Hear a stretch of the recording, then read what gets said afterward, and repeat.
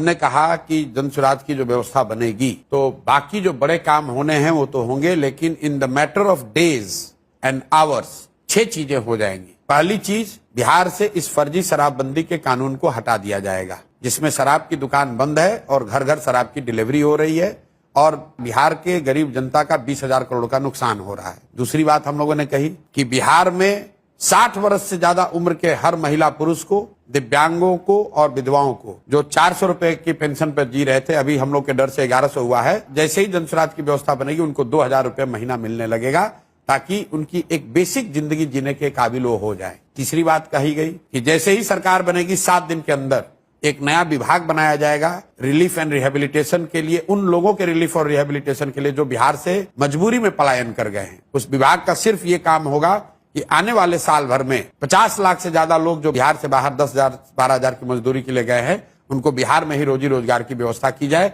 उनको बाहर न जाना पड़े। चौथा काम ये किया जाएगा, जिस गांव में भी सरकारी विद्यालय की हालत खराब है वहां गरीब लोगों को ये सुविधा दे दी जाएगी कि जब तक सरकारी विद्यालय आपका नहीं सुधरता है, आप अपने बच्चे को अपने इलाके के प्राइवेट स्कूल में भेजिए, उसका फीस सरकार भरेगी। पांचवा चीज ये किया जाएगा कि जो लोग भी खेती कर रहे हैं, जो लोग भी खाने वाली खेती से कमाने वाली खेती में मूव करेंगे, मतलब जो धान गेहूं ज्वार बाजरे की खेती को छोड़कर कैश क्रॉप की खेती में जाएंगे, उनको मनरेगा के तहत मजदूर मुफ्त कर दिए जाएंगे। और छठवीं और अंतिम बात, जितने भी लोग यहाँ पर रोजी रोजगार करना चाहते हैं, जो महिलाएं हैं, युवा हैं, उसको हम लोग भीख नहीं देना चाहते हैं। उसको ये कहते हैं कि आप कर्ज लीजिए,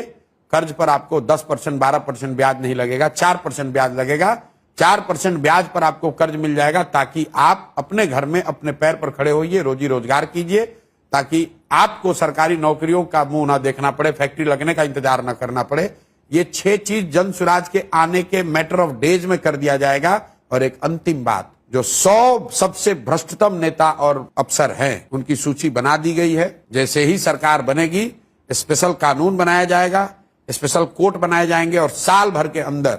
न सिर्फ इन पर कार्रवाई होगी, इनके और इनके परिवार के पास जो बिहार से लूटा हुआ पैसा है उसको जब्त किया जाएगा, बिहार के खजाने में जमा किया जाएगा। और इस काम को करने के लिए कुछ दिन से ज्यादा नहीं चाहिए। इसलिए मैंने कहा है, जन स्वराज की जब घोषणा पत्र आएगा उसमें लिखा होगा मैक्सिमम 100 दिन के अंदर ये 7 काम नहीं हम लोगों ने कंप्लीट किया तो 100 दिन के बाद इस सरकार को इस्तीफा दे देना होगा। आप जो ये घोषणा पत्र का पहला घोषणा होगा। मैं आपके चैनल पे पहली बार कह रहा हूं, किसी को बहुत बड़ी बात है कि हम लोग 5 साल हम लोग रिप्ले करेंगे। बिल्कुल 100 दिन के अंदर अगर ये 7 काम आपको नहीं दिखेगा